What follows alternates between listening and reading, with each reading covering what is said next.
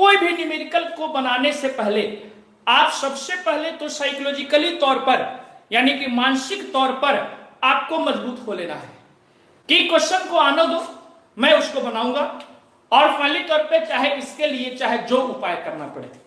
पहला डर यहीं पे खत्म हो जाएगा। दूसरा स्टेप आपको समझना है कि क्वेश्चन को रीड कर लेना है। पहले तो आप लोग ध्यान रखिएगा कि न्यूमेरिकल नहीं बनने के पीछे कारण क्या होता है। पहला चीज साइकोलॉजिकली यानी कि मानसिक रूप से आप पहले स्ट्रांग हो लीजिए और दूसरा स्टेप में आप पहले तो मानसिक रूप से स्ट्रांग हो जाने के बाद दूसरा स्टेप में आपको क्वेश्चन को रीड करना है।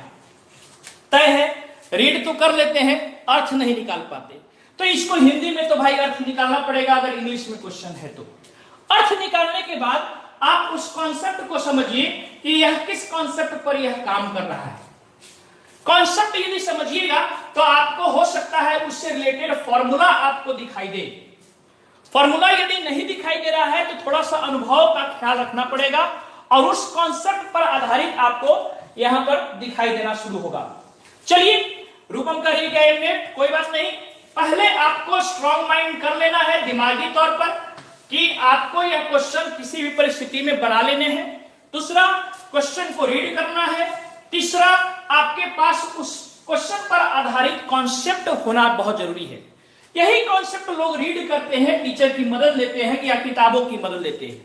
ये कॉन्सेप्ट यदि है तो फिर आपके दिमाग में अपने आप निकलने लगेगा फॉर्मूला। हो सकता है कुछ फॉर्मूला पे आधारित भी क्वेश्चन हो और हो सकता है कि कुछ जो है फाइनली तौर पे आप अगर समझेंगे तो हो सकता है डायरेक्ट भी थ्योरेटिकल टाइप के भी क्वेश्चन बन जाते हैं। फॉर्मूला के बाद फिर आपको लेना है स्टेप और स्टेप में आपका जो इंफॉर्मेशन है उसके हिसाब से स्टेप लीजिए और लास्ट में आपको अगर मान के चलिए कि न्यूमेरिकल है तो कैलकुलेशन भी होगा और कैलकुलेशन यदि आप बहुत अच्छी तरीके से कर लिए तो फाइनल तौर पर आपको रिजल्ट मिल जाएगा, आप सक्सेस कर दिए। यही एक सीढ़ी है बाबू। इस सीढ़ी में आपको परेशानी कहां कहां होता है।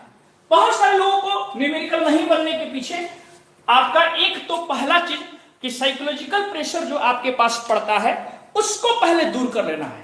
अगर ये दूर नहीं किए तो आपको वह न्यूमेरिकल डरा देगा, कहेगा कि हम आपसे नहीं बन सकते, जबकि आपको कहना है कि हम आपको बना के रहेंगे। इसके बाद यह स्टेप है कि क्वेश्चन को रीड करना है। रीड करने के बाद उसके कॉन्सेप्ट को समझना है। कॉन्सेप्ट के बाद उस फॉर्मूला को रीड करना है। उसके बाद अगला स्टेप लेना है और अगला स्टेप के बाद कैलकुलेशन। कई ऐसे बच्चे हैं जो मैं अपने अनुभव के आधार पर कह रहा हूं कि यह कैलकुलेशन भी करना नहीं चाहते। वह चाहते हैं कि कैलकुलेशन भी डायरेक्ट आ जाए, तो मेहनत तो करना है। अगर दिमागी तौर पर बैठा लिए हैं कि बाबू किसी भी परिस्थिति में क्वेश्चन का सॉल्यूशन हमें देना है तो यह फिर भार नहीं पड़ेगा। कैलकुलेशन में भी कई लोग जो है आनाकानी करते हैं, कंजूसी करते हैं, तो आप इस पर भी फोकस कीजिएगा। लास्ट में रिजल्ट आना ही आना है। अगर रिजल्ट नहीं आया तो फाइनली तौर पर आपको दोबारा रीचेक करना पड़ेगा।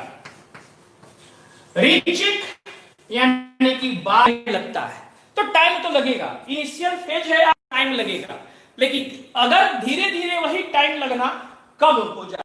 अब आप एक साथ ही आप जेट प्लेन पर बैठ करके आप सवारी नहीं कर सकते। इसके लिए एक स्टेप होता है। सबसे पहले आप चलना सीखते हैं, फिर साइकिल चलाते हो, फिर बाइक खरीदते हो, फिर 4 व्हीलर पे आते हो, उसके बाद धीरे धीरे एरोप्लेन पे जाते हो। एरोप्लेन पे चले गए तो फिर जेट विमान पे भी जा सकते हो। अब एक ही बार आप रफ्तार नहीं पकड़ लीजिए, गिर जाइएगा। अच्छी तरीके से इस बात को समझ लीजिएगा।